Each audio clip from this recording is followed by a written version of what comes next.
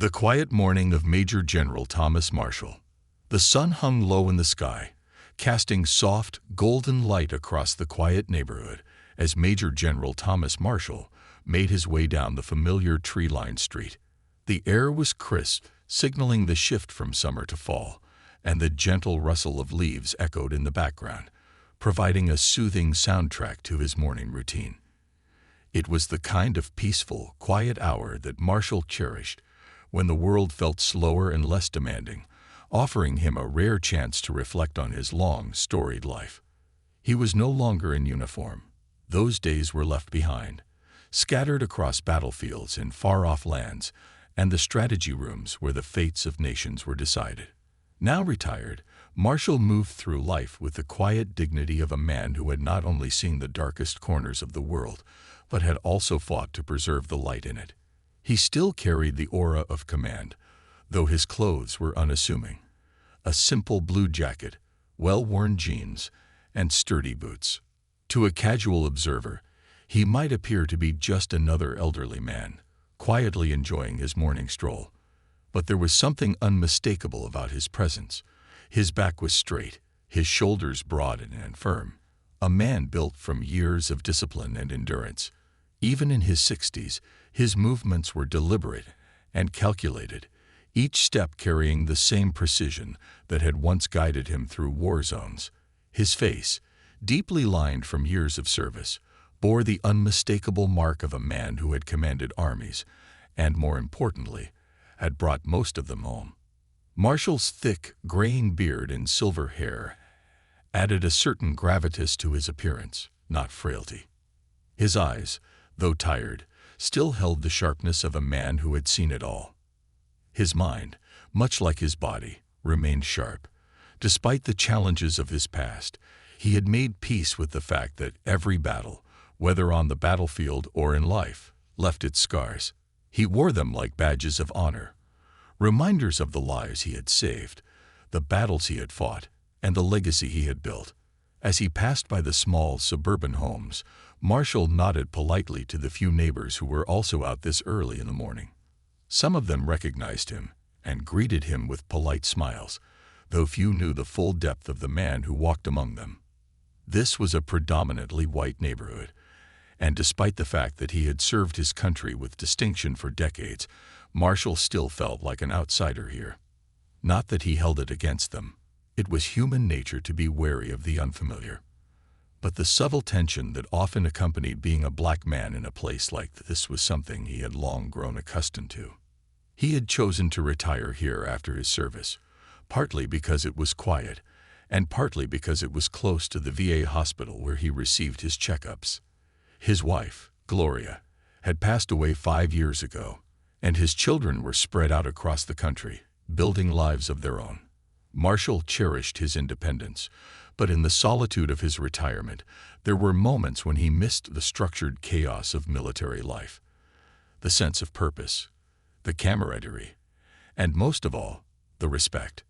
As he turned onto a quieter, more secluded street, where the houses were larger and the trees provided more shade, Marshall's thoughts drifted to the past. This was his favorite part of the walk, where the natural world seemed to offer a brief respite from the chaos of human life. The birds chirped high in the branches above, and the leaves rustled softly in the wind, creating a peaceful symphony. It reminded him of the jungles in Vietnam, where he had served as a young lieutenant all those years ago. Though the surroundings were different, the feeling was the same, being surrounded by nature, yet always alert, always ready for something to happen. His mind wandered to the men he had served with, the soldiers he had led through war, and the friends he had lost along the way. He had led hundreds of men into battle, but it was the faces of those he couldn't save that stayed with him. Even now, in the quiet of his retirement, those memories were never far from the surface. As he rounded a corner, lost in thought, a sharp voice snapped him back to the present. "Hey, you, what are you doing around here?" Marshall stopped in his tracks and looked up to see a young police officer walking toward him, hand resting on the holster of his gun. The officer's face was twisted in a scowl, his eyes filled with suspicion. Marshall sighed internally. He had encountered this before.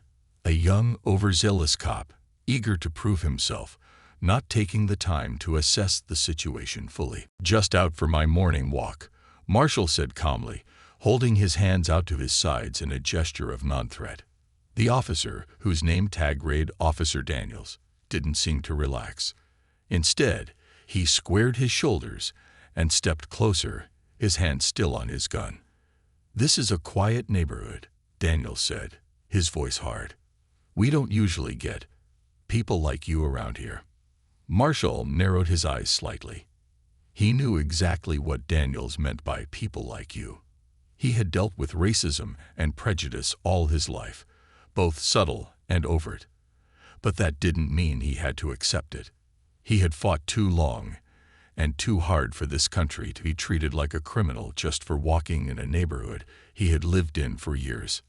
"I live around the corner," Marshall said evenly. "I've been walking this route every morning for the last 5 years." Daniels didn't back down. "I'll need to see some ID." Marshall's jaw tightened. He knew he could comply, show his ID, and be done with it, but something in him resisted. He had spent decades defending the rights of every American, fighting for the very freedoms this young officer took for granted. And yet, here he was, being treated like a suspect because of the color of his skin. "I'm not carrying my wallet," Marshall said, his voice firm but calm. "But if you'd like, you can follow me to my house, and I'll show you my ID there." Daniel's eyes flicked to the street, then back to Marshall. "You know what? I don't like your attitude," he said, stepping even closer. "Put your hands on your head and get down on the ground." Marshall's eyes flashed with anger, but he kept his voice steady. "I'm not going to do that, officer." The officer's hand moved to his gun, and for the first time in decades, Marshall felt a surge of adrenaline, the old instincts kicking in. This was not a battlefield, but in that moment, it felt like one. His training, honed over decades, told him to de-escalate, to keep control of the situation. But another part of him, the part that had seen injustice time and time again, refused to back down. Daniel's fingers twitched on his gun, and the tension in the air was palpable. Marshall took a deep breath, his heart pounding in his chest. He could feel the eyes of the neighbors on him now, watching from behind their curtains and windows, wondering what would happen next. And then, without warning, Daniels lunged forward. Before Marshall even had time to react, the officer's fist connected with his face, sending a shock of pain through his jaw. The world seemed to slow down for a moment, the peaceful morning shattered by the sound of violence. Marshall staggered back, his hand going instinctively to his face. His vision blurred for a moment, but when it cleared, he saw the officer standing there, breathing heavily, a look of satisfaction on his face. In that moment, Marshall knew that this was no longer about the law or even about respect. This was about something much deeper, something much darker. And it wasn't over yet. The breaking point. Time seemed to stretch, elongating the seconds after the punch landed. Major General Thomas Marshall stood there for a moment, stunned, as the reality of what had just happened settled over him like a heavy fog. His jaw throbbed, the taste of blood faintly touching his tongue. The officer, Daniels, stood a few feet away, chest heaving, still holding his fist clenched, as if waiting for the next move. It wasn't the first time Marshall had been in a situation where things had escalated unnecessarily, but this time it was different. He wasn't in a war zone, surrounded by enemies. He was in his own neighborhood, a place that was supposed to feel like home. Yet, here he was, being attacked by the very system he had spent his life protecting. Marshall straightened slowly, his military training kicking in. His instincts told him to remain calm, to keep control, to avoid escalating the situation further. Years of experience in war had taught him the value of composure, of reading a situation, and knowing when to push and when to pull back. But another part of him, a part that had been buried under years of service and self-control, wanted to fight back.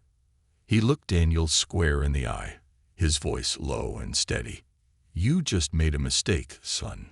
Daniel's face twisted into a sneer.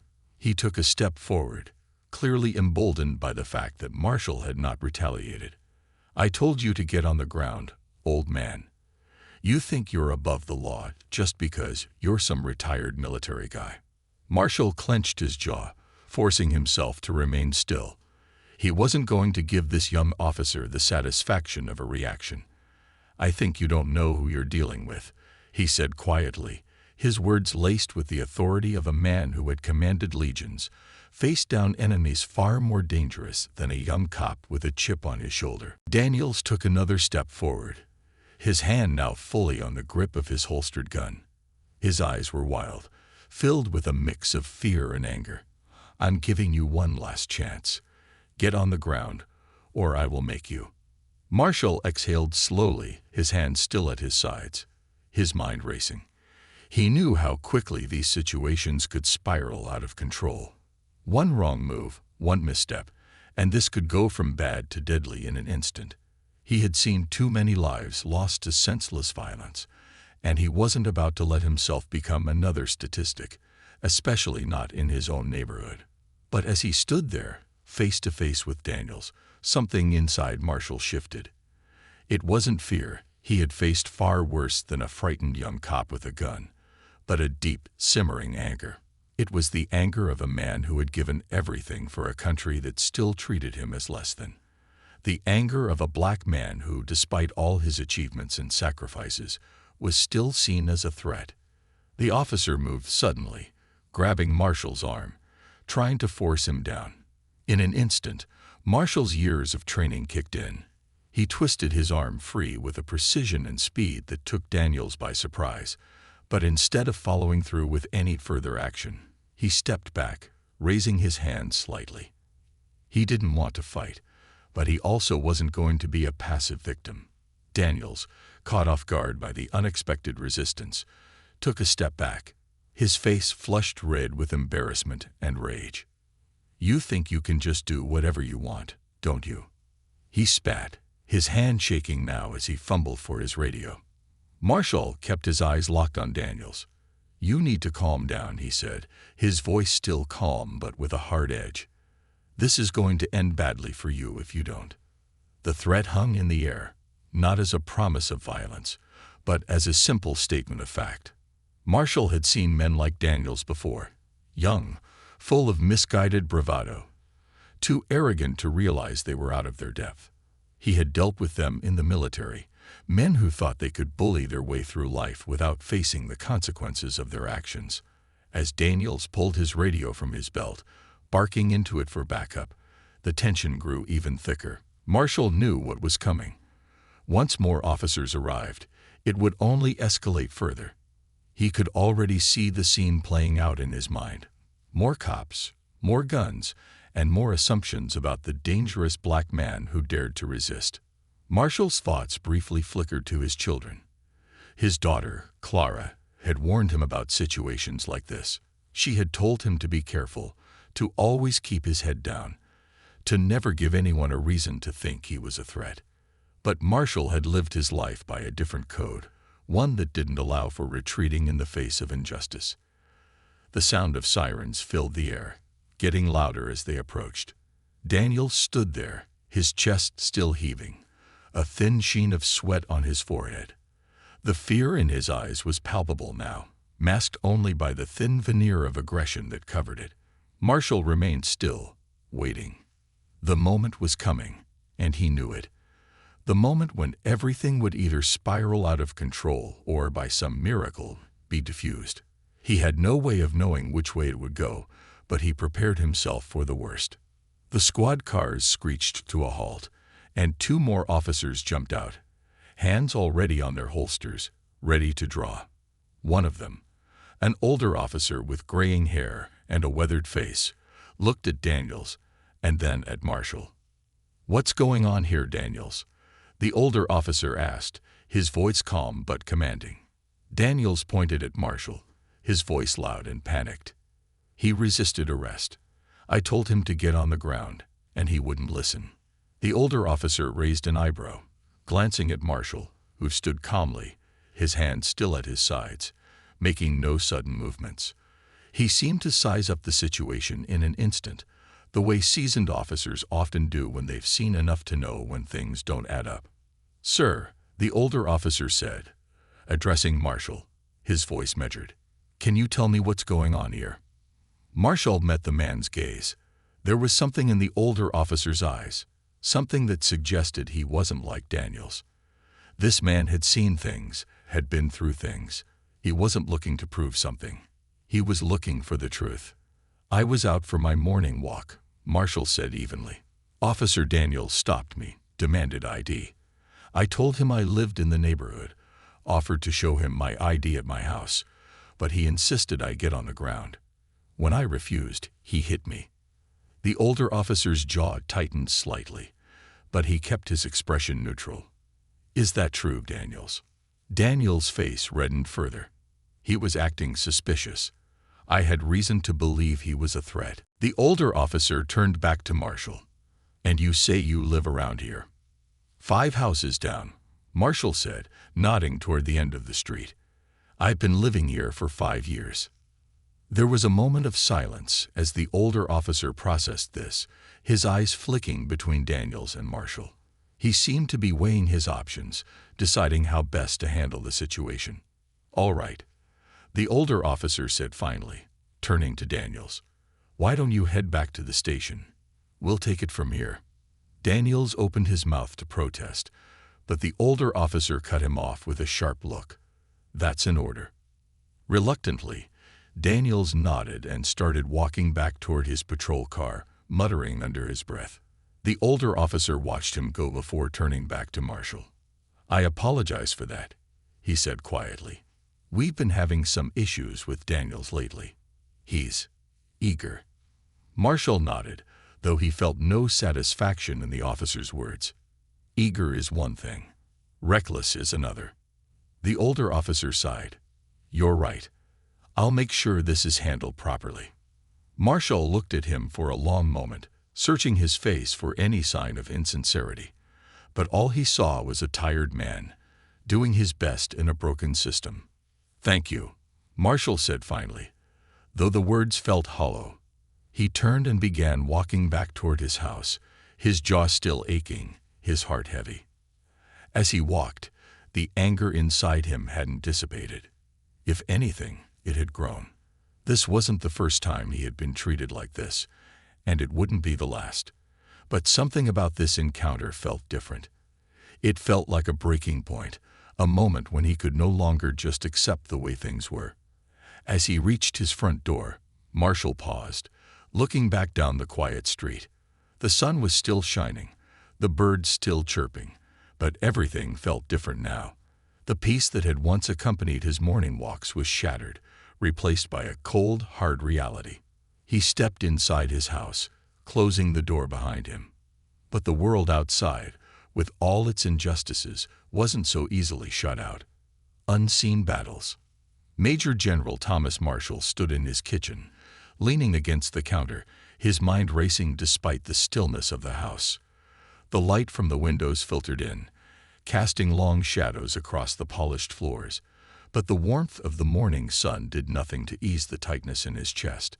His jaw still ached where Officer Daniels had struck him, and as he touched the spot gingerly, the physical pain was a dull reminder of the deeper wound inflicted by the encounter. It wasn't just about the punch. It never was. It was the weight of a lifetime of battles fought not on distant battlefields, but right here at home. Battles against a system that, even after decades of his service and sacrifice, still refused to see him as equal. In the military, he had risen through the ranks, earned the respect of his peers and subordinates, and commanded forces with unwavering authority. But here, in the quiet suburban streets of his own neighborhood, all of that had been erased in the eyes of a young, arrogant police officer who saw nothing but the color of his skin. He poured himself a cup of coffee, the familiar routine doing little to calm the storm brewing inside him. As he sat at the kitchen table, the events of the morning replayed over and over in his mind. Each detail, each word spoken, felt sharper, more vivid in the quiet of his home. He could still see Officer Daniels' face, flushed with anger and fear, The way his hand had hovered over his gun, as if preparing for a fight that had no reason to exist. Marshall had seen fear like that before, in young soldiers sent into battle for the first time, unsure of themselves, unsure of their enemy. But this wasn't war. This was supposed to be home. The memories of his military career flooded back, unbidden. He had been a young officer once, sent to Vietnam in the late 1960s, tasked with leading men into situations no one could fully prepare for. The jungle had been unforgiving, the enemy relentless, and the lines between right and wrong often blurred by the chaos of war. But through it all, Marshall had prided himself on one thing: his ability to remain calm, to make decisions with a clear head, even in the most dire of circumstances. Back then, he had known what it meant to carry the weight of other men's lives on his shoulders. His decisions, his leadership, had meant the difference between life and death for the soldiers under his command. And he had borne that responsibility with a quiet strength, always putting his men first, always ensuring that they returned home safely if it was within his power. Yet now, in his retirement, after all the battles he had fought, and all the lives he had saved, he couldn't protect himself from the prejudices of his own country. The irony of it all stung. He had fought for freedom, for equality, for the ideals that America claimed to stand for.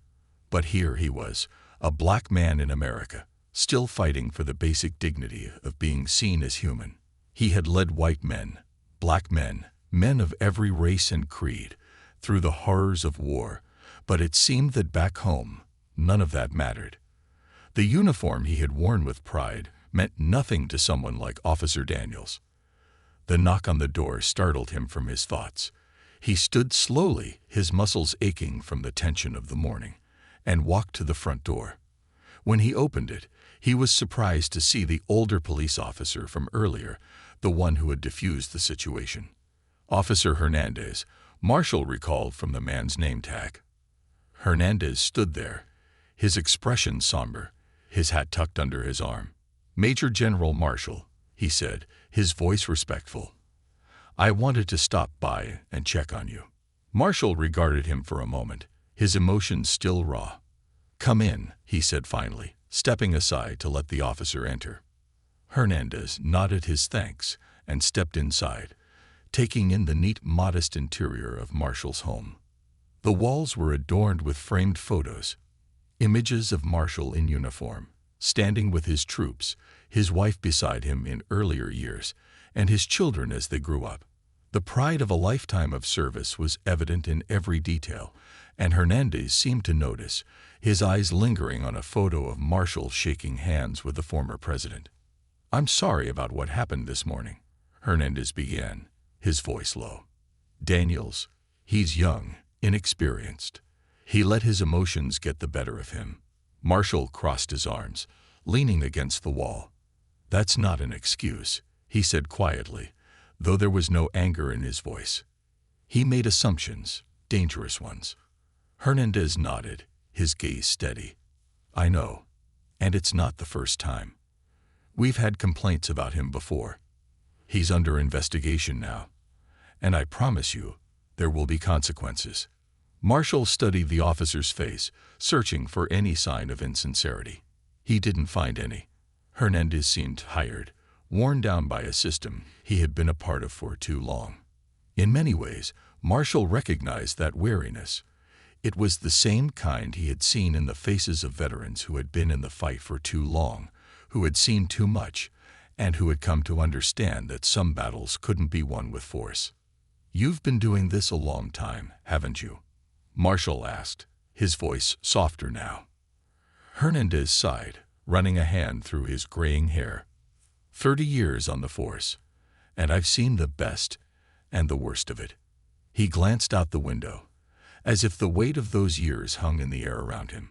"It wasn't always like this, or maybe it was, and I just didn't see it until recently. But things have changed. People are angrier, more afraid. The lines between right and wrong, they aren't as clear as they used to be." Marshall could understand that.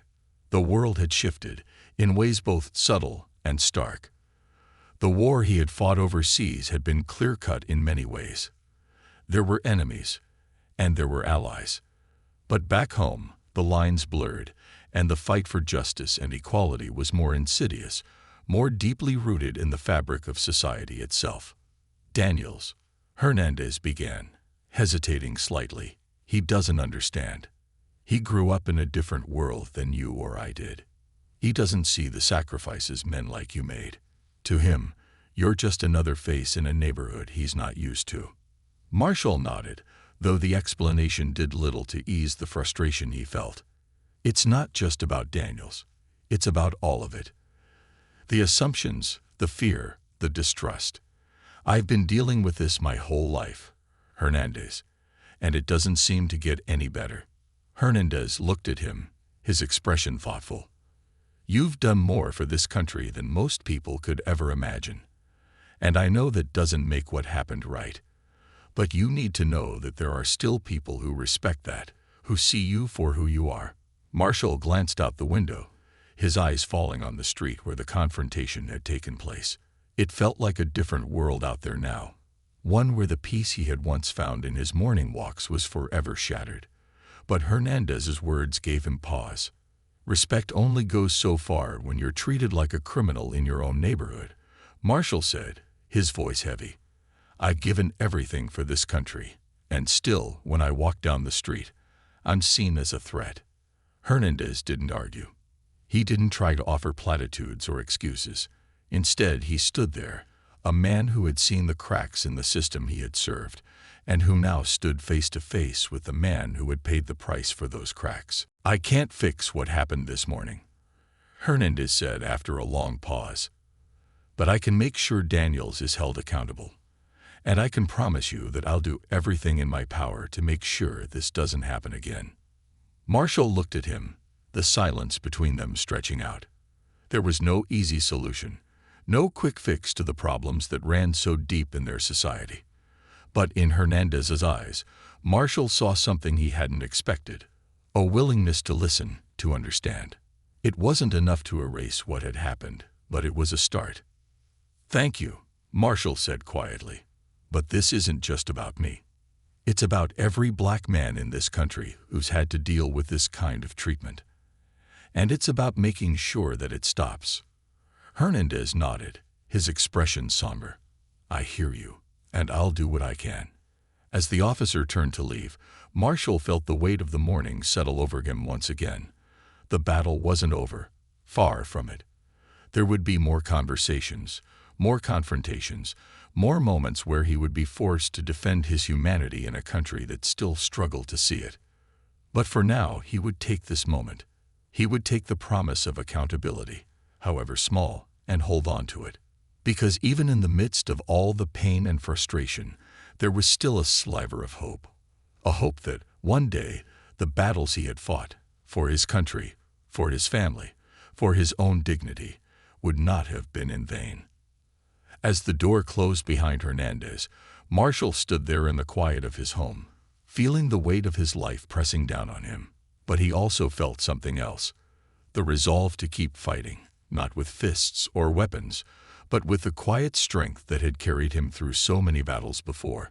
This was just another one, and like all the others, he would face it head-on, with the dignity and grace that had defined him for so long. A storm within.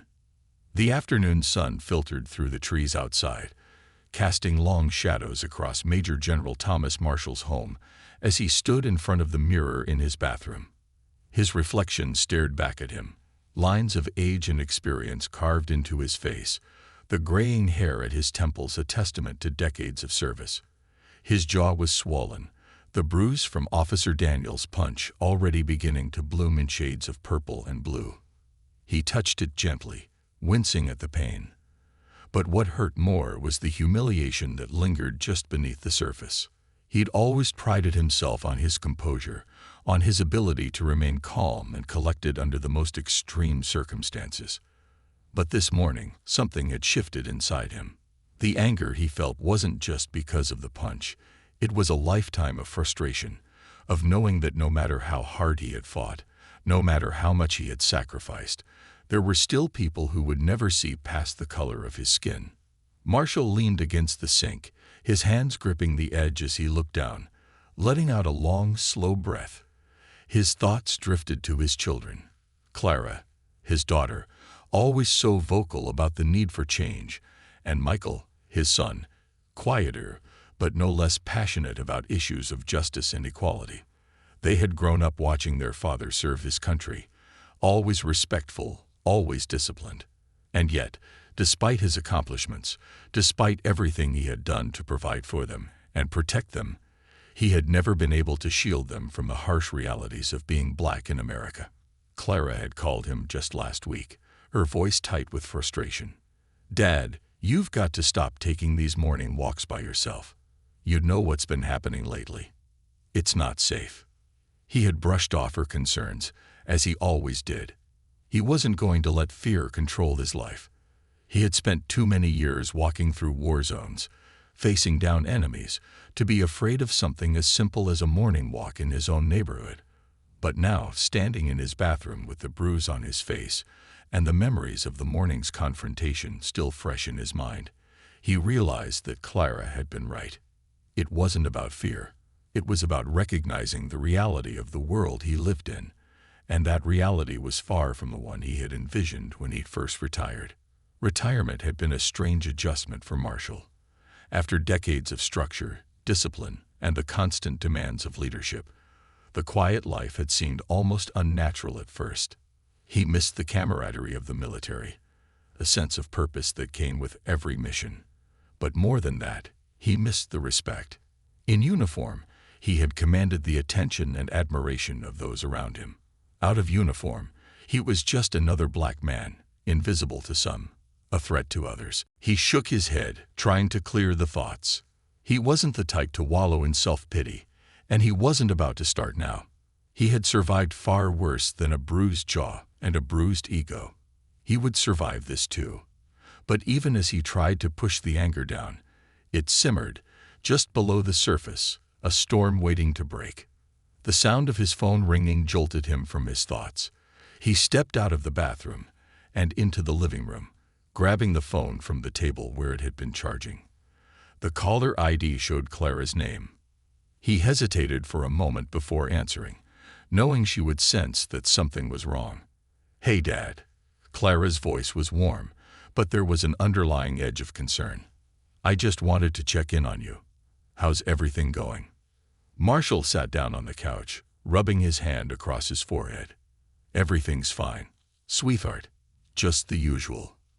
There was a pause on the other end of the line, and he could practically hear Clara raising an eyebrow in suspicion. She knew him too well. "Dad," she said slowly, "is something wrong? You don't sound like yourself." Marshall sighed, leaning back against the couch. He knew he couldn't keep this from her, but he also didn't want to worry her. She had her own life to deal with. Her career, her activism, her constant fight to make the world a better place. "I had a little incident this morning," he admitted finally, his voice measured. "One of the local cops got a little aggressive." "What?" Clara's voice sharpened instantly. "What do you mean? What happened?" Marshall briefly recounted the events of the morning, keeping his tone as neutral as possible. He didn't want to alarm her, but there was no point in hiding the truth. He knew Clara well enough to know that she would find out eventually, and it was better to hear it from him than from someone else. When he finished, there was a long silence on the other end of the line. Then, Clara spoke, her voice tight with anger. "I can't believe this. I told you, Dad. I told you that things are different now. You can't just walk around like nothing's changed." "I know, Clara," Marshall said quietly, his own frustration bubbling to the surface. "But I'm not going to live my life in fear." "This isn't about fear," she snapped. "It's about being smart. You can't just pretend that the world sees you the way you deserve to be seen. They don't care that you're a retired major general. They don't care that you've spent your life serving this country. To them, you're just another black man walking down the street. You're a target." Marshall clenched his jaw, the truth of her words hitting him harder than he wanted to admit. He had spent his entire life fighting against the idea that he was anything less than equal. He had refused to let racism dictate the course of his life, had pushed through every barrier, climbed every hill, because he believed that the strength of his character and the weight of his achievements would speak for themselves. But Clara was right. No matter how hard he had fought, no matter how high he had risen, there were still people who would never see beyond his skin. Clara's voice cracked slightly, and when she spoke again, it was softer, more vulnerable. I just don't want to lose you, Dad. Not like this. Not because some trigger-happy cop decides that you're a threat. Marshall's heart clenched at the emotion in her voice. He knew the fear she carried with her, the fear that every black parent passes down to their children, the unspoken understanding that the world was not as safe for them as it was for others. It was a fear that Marshall had tried to shield Clara and Michael from as they were growing up, but he knew, deep down, that there was no way to protect them from it completely. I'm not going anywhere, he said gently, though he wasn't sure if he entirely believed it himself.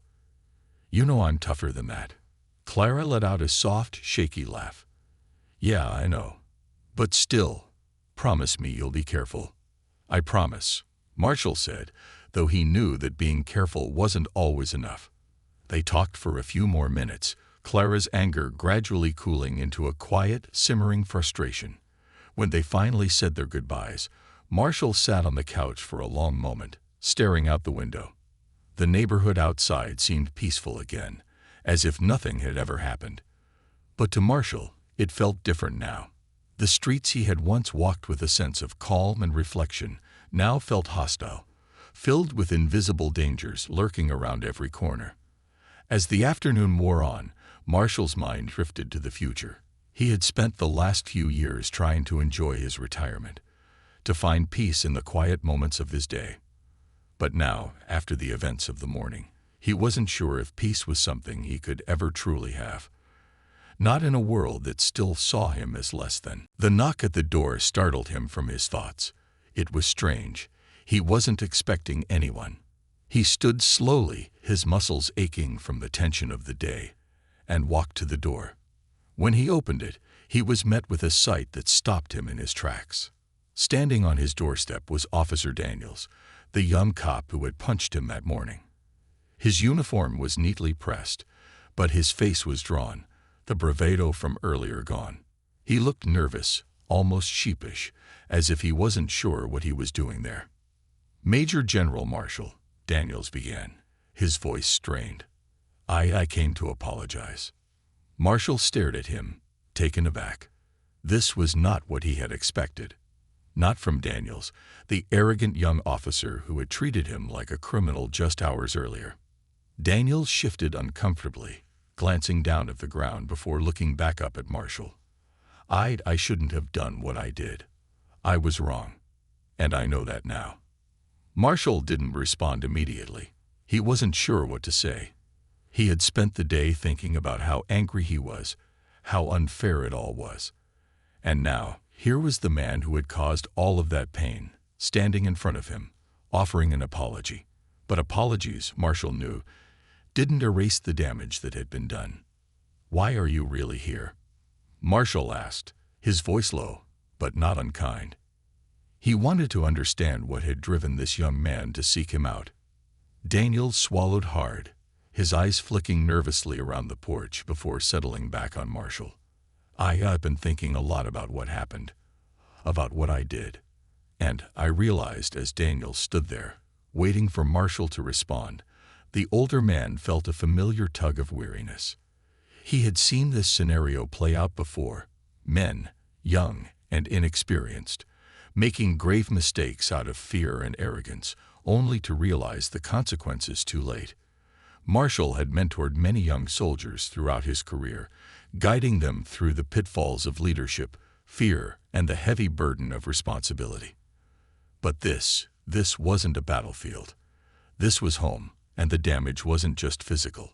It was emotional, deep, personal. He let the silence stretch for a moment, considering his words carefully. Daniels shifted again, his discomfort growing more palpable with each passing second. Fear can make men do dangerous things, Marshall finally said, his voice calm but firm. But understanding that doesn't erase the consequences of your actions. Daniel swallowed hard, nodding slightly. I know, I was out of line. I shouldn't have treated you the way I did. It's just, this job, it gets to you sometimes, you know. There's so much pressure to what? Marshall interrupted, his tone cutting but not unkind. To see me as a threat because of the color of my skin. To assume that a man walking in his own neighborhood must be up to no good. Daniel's face flushed. No, it's not like that. I mean, I don't know. Maybe it is. I didn't even think about it at the time. I saw you, and something inside me. He faltered, struggling to find the right words. I guess I panicked. Marshall felt a flicker of empathy beneath his frustration. He had seen young men panic before. On the battlefield, panic could get people killed. But here, in civilian life, that same fear could have equally devastating consequences, especially when mixed with ignorance and prejudice. Panic isn't an excuse, Marshall said, his voice low but steady. You made a choice, a bad one, and you need to own that. Daniels nodded, looking down again. I know, that's why I'm here. To own it. I'm sorry. The apology hung in the air between them, fragile but genuine. Marshall could see that Daniels was trying to understand, trying to atone. But an apology didn't erase the damage. It didn't fix the underlying issue. It was just the first step. Marshall took a deep breath, wrestling with the complex emotions swirling inside him. He could feel the anger, still hot and raw, simmering beneath the surface. But there was also something else, a deep, bone-weary exhaustion that came from years of fighting battles that never seemed to end. He had fought for respect, for equality, for dignity. And still, after all these years, after everything he had given to this country, he was standing here, face to face with a young man who saw him as a threat. But as much as Marshall wanted to hold on to that anger, to let it fuel him, he knew that wasn't the answer. It had never been the answer. He had spent his life leading by example, teaching young soldiers that strength wasn't just about power. It was about restraint, about knowing when to fight and when to forgive.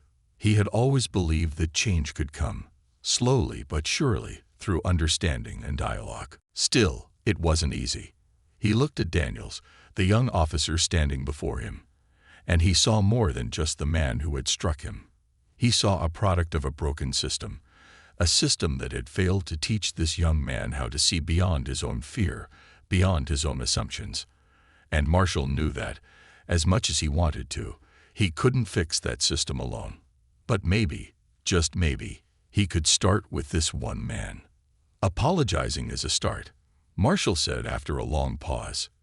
But it's not enough. You need to learn from this. You need to understand why what you did was wrong, and you need to make sure it never happens again. Daniels looked up, meeting Marshall's gaze. His eyes were earnest, but there was still a flicker of uncertainty, of doubt. I want to learn, he said quietly. I don't want to be that guy. I don't want to be the kind of cop who... He hesitated, searching for the right words. I don't want to be the reason people are afraid. Marshall nodded, appreciating the sincerity in Daniel's voice. Then you need to do more than just apologize. You need to educate yourself. You need to look at your own biases and confront them head on. And you need to listen. To really listen. Daniels nodded again, more firmly this time. I will. I promise. Marshall didn't fully believe him. Not yet. Words were easy. Actions were harder. But he was willing to give Daniels a chance, just as he had given so many young soldiers, a chance to prove themselves over the years.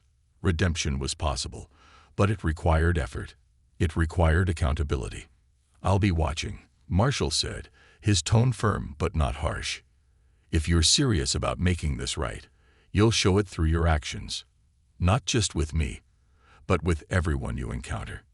Daniel seemed to understand the weight of what Marshall was saying. He stood up straighter, his shoulders squaring as if he were standing at attention before a commanding officer. "I will," he repeated, this time with more conviction. "I'll do better." Marshall studied him for a moment longer, then gave a small nod. "Good. Now go. You've got work to do." Daniels hesitated for a moment, as if he wanted to say more, but then he nodded and turned to leave. As he walked down the steps and back toward his patrol car, Marshall stood in the doorway, watching him go. The anger inside him hadn't fully dissipated, but there was something else now, something more like hope, though faint and fragile. He closed the door and stood in the quiet of his house, his thoughts heavy but purposeful. Daniel's visit had been unexpected, but perhaps it was a small sign that change was possible, that there were people, even within a flawed and often unjust system, who wanted to do better. But Marshall knew that real change would take more than just one apology, more than just one conversation. It would take a collective reckoning, a willingness to confront the deep-rooted racism and prejudice that had been allowed to fester for far too long. And that reckoning wouldn't come easily. As he walked back to the living room, he glanced at the photos on the wall, the images of his military career, his family, the life he had built.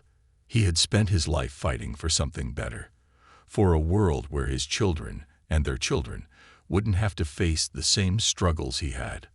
But the fight wasn't over. Not by a long shot.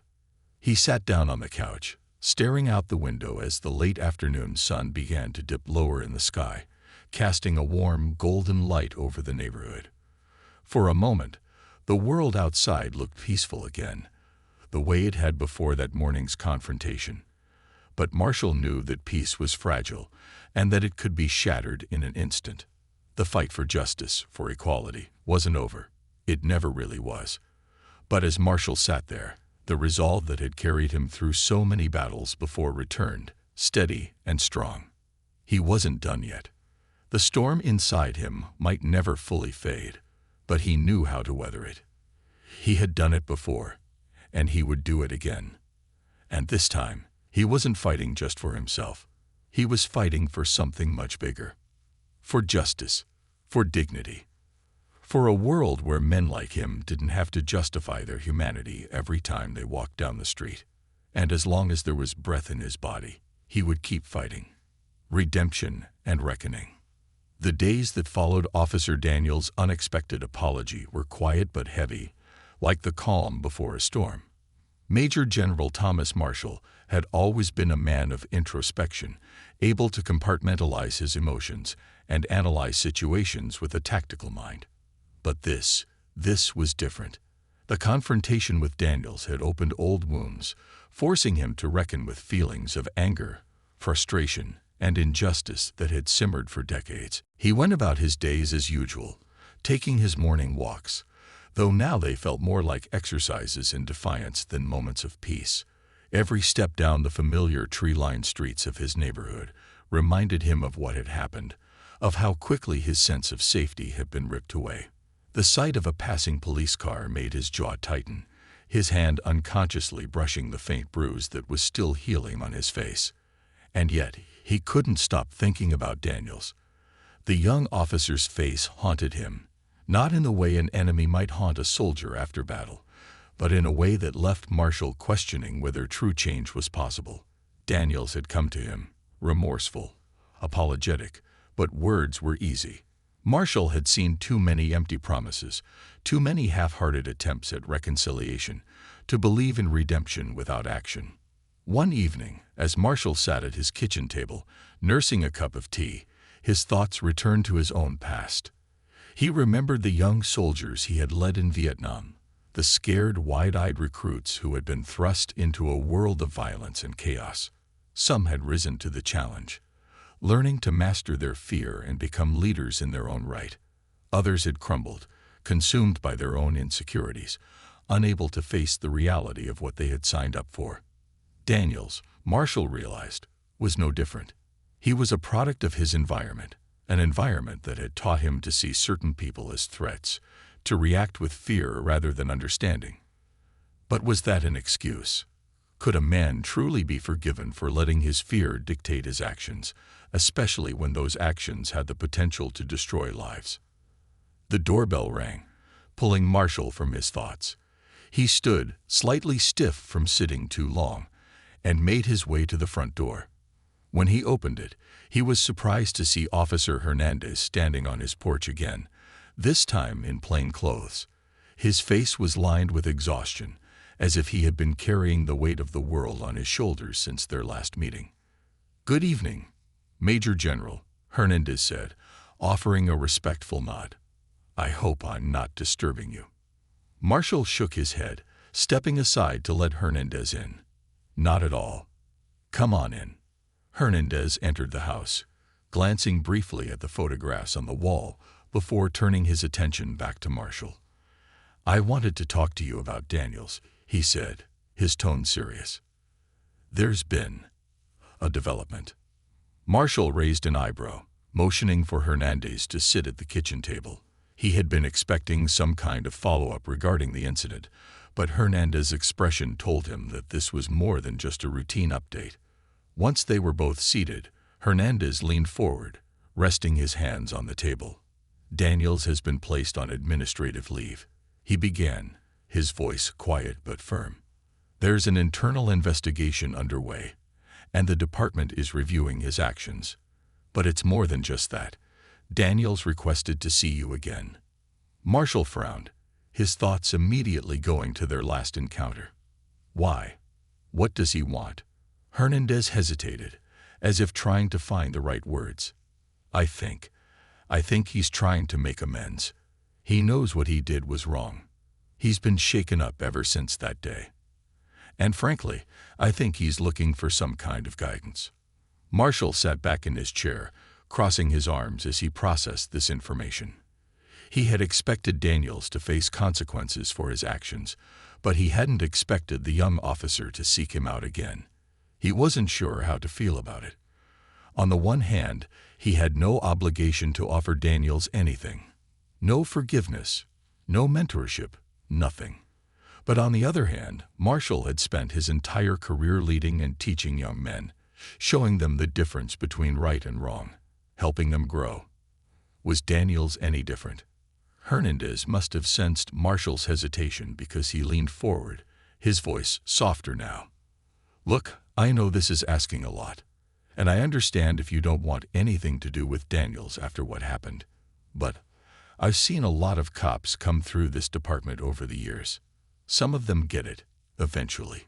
Some of them never do. But Daniels, I think there's a chance he could be one of the good ones, if someone shows him the way." Marshall let out a long breath, running a hand over his beard. He wasn't sure if he was ready to be that person, to be the one who took on the responsibility of guiding a man like Daniels, who had hurt him, and could easily do the same to others. But as he looked across the table at Hernandez, a man who had seen the system from the inside, who had his own battles to fight, Marshall felt the weight of his own experience settle heavily on his shoulders. He had always believed in the power of leadership, in the ability of one person to make a difference, to change the course of another's life. It was why he had stayed in the military for so long, even after the wars had ended, even after the politics had become exhausting. He had stayed because he believed that he could leave the world better than he found it, one soldier at a time. Was this so different? "I'll talk to him," Marshall said finally, his voice steady but cautious. "But he needs to understand that this isn't going to be easy. He can't just apologize and expect everything to be forgiven. He has to put in the work." Hernandez nodded, relief washing over his face. "I know, and I think he does too." They arranged to meet a few days later at the local park, a neutral space where both men could talk without the tension of the previous confrontation hanging over them. When the day came, Marshall arrived early, as was his habit, choosing a bench under the shade of an old oak tree. The park was quiet, the autumn leaves crunching softly underfoot as a few people walked their dogs or jogged along the path. He had always loved the serenity of the outdoors, the way nature provided a space for reflection and clarity. It reminded him of his time in the military, particularly the moments between missions when he and his men would find a brief respite in the midst of chaos. Those moments had been rare, but they had been precious, offering a chance to breathe, to regroup, to remember why they were fighting in the first place.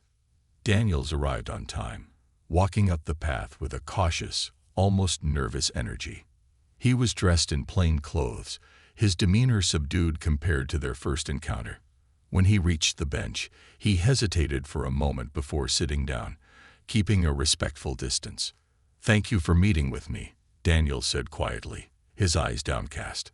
"I wasn't sure if you would." Marshall studied him for a moment, noting the tension in the young man's posture, the way his hands fidgeted in his lap. This wasn't the same man who had confronted him on that quiet street, full of bravado and misplaced authority. This was a man who had been humbled, who had been forced to confront the uglier parts of himself.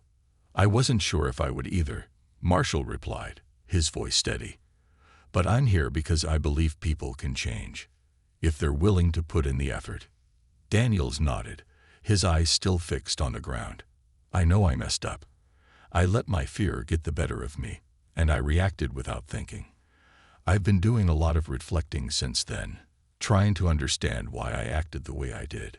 Marshall listened silently, waiting for Daniels to continue.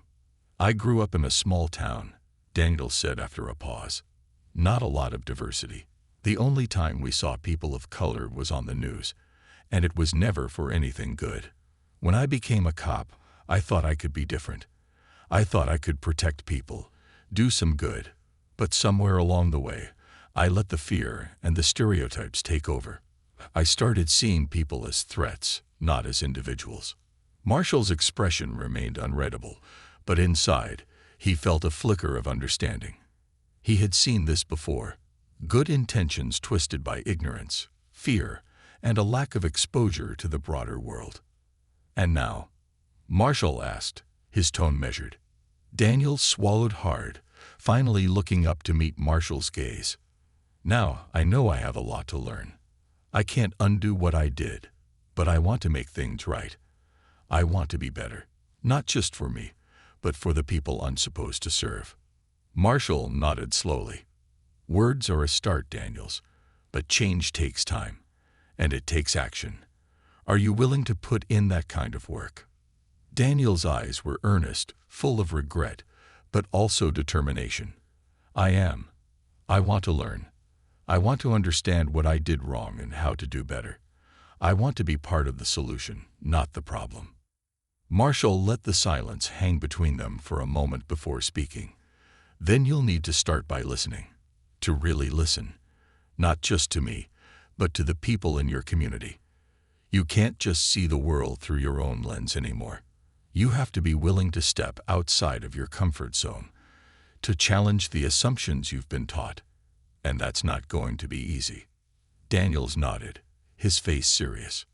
"I'm ready, whatever it takes." Marshall studied him for a long moment, weighing his sincerity. There was no doubt that Daniels had a long way to go, but there was something in his eyes, something that told Marshall he was truly committed to making a change. "All right," Marshall said finally, his voice firm but not unkind. "We'll see if you're as ready as you think you are. But understand this. This isn't just about you proving something to me. It's about proving it to yourself, to the people you've sworn to protect. You don't get to walk away from this once it gets hard." Daniels nodded again, his gaze steady. "I understand." Marshall stood, offering Daniels a hand. "Then let's get to work." Daniels looked up, surprise flickering across his face, but he quickly stood and shook Marshall's hand, a new determination settling over him. Marshall felt the weight of the moment, the beginning of something, though he wasn't sure yet what it would become. As they walked through the park, the world around them felt both heavy and hopeful, like the calm after a storm.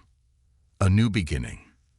The weeks after the meeting with Officer Daniels passed quietly, but they were filled with a new purpose.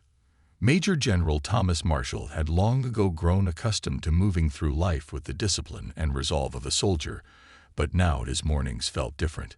Instead of focusing on solitude during his walks, He found himself reflecting on the conversation he'd had with Daniels, thinking about the young man's determination to change. Marshall had agreed to help guide him, but even as he offered that hand, he knew that change wouldn't come easily or quickly. Still, there was hope in the small steps. Marshall believed in small steps. He had spent a lifetime leading men who had started as raw recruits, filled with fear and uncertainty, and turned them into capable soldiers. He had seen transformation up close, knew it was possible, but also knew that it required time, commitment, and above all, a willingness to confront the darkest parts of oneself. For Daniels, that journey had only just begun. It was a late autumn afternoon when Marshall agreed to meet Daniels again, this time in a more formal setting. The police department had organized a community forum, a chance for the officers to sit down with local residents and discuss the growing tension between law enforcement and the community. These forums had become more common in recent years, but Marshall had always avoided them. He'd spent enough time in boardrooms, conference halls, and strategy sessions to know that talk often came cheap. But something about this one felt different. Daniels had invited him personally, not as a formality, not as a public relations stunt, but because he genuinely wanted Marshall there. And that was enough to get him to show up. The forum was held in the town hall, a modest building nestled between the neighborhood's library and courthouse. As Marshall walked inside, the hum of quiet conversation filled the air. He saw familiar faces, neighbors, business owners, young families, mingling with police officers, some in uniform, others in plain clothes. There was a tension beneath the surface, a feeling that no one quite knew how the evening would unfold. Marshall scanned the room, his eyes quickly finding Daniels near the front. The young officer stood with his hands clasped in front of him, his expression serious, almost nervous. When Daniels saw Marshall, he offered a small, uncertain smile and waved him over. Marshall nodded and made his way to the front row, taking a seat in one of the metal folding chairs. "Thanks for coming," Daniels said quietly, sitting down beside him. "I'm here," Marshall replied simply, folding his arms. He wasn't sure yet what to expect from the evening, but he was willing to listen. The forum began with a few opening remarks from the police chief, a middle-aged man with graying hair and a deeply lined face. He spoke in the practiced tones of someone used to delivering public addresses, but there was a sincerity in his words that Marshall respected. "We're here tonight to listen," the chief said. "Not to defend, not to explain, but to listen. This community deserves better than what it's been given. And we, as law enforcement officers, need to do better. We can't fix everything overnight, but we can start by acknowledging where we've gone wrong." Marshall appreciated the humility in the chief's words, though he knew that acknowledgement was only the first step. It was action that mattered, and action, as always, would take time. As the evening went on, residents began to stand and share their stories. One by one, people spoke of their experiences with the police, some positive, many negative. Marshall listened intently, his arms still crossed over his chest, as men and women from the community recounted moments of fear, frustration, and distrust. Some of the stories were painfully familiar to Marshall. People stopped in their own neighborhoods, questioned for no reason other than the color of their skin. Others were stories of frustration with a system that seemed designed to protect some while oppressing others. Through it all, Daniels sat quietly beside him, his face tense as he listened. Marshall glanced at him occasionally, watching the young officer's reactions. Daniels seemed uncomfortable, but not in the way Marshall had expected. It wasn't the discomfort of defensiveness or guilt. It was the discomfort of someone who was being forced to confront a truth they had long ignored.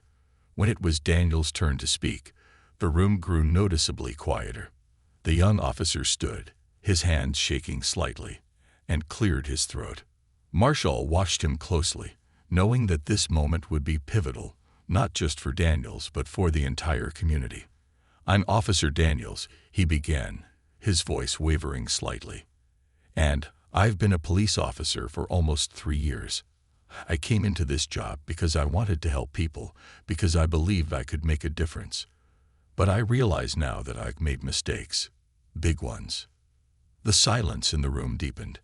Daniels shifted on his feet, clearly uncomfortable, but he pressed on. A few weeks ago, I was involved in an incident with Major General Marshall here, he said, gesturing toward Marshall. And I let my fear and my assumptions guide my actions. I was wrong. I treated him like a suspect, not like a person, and that's on me.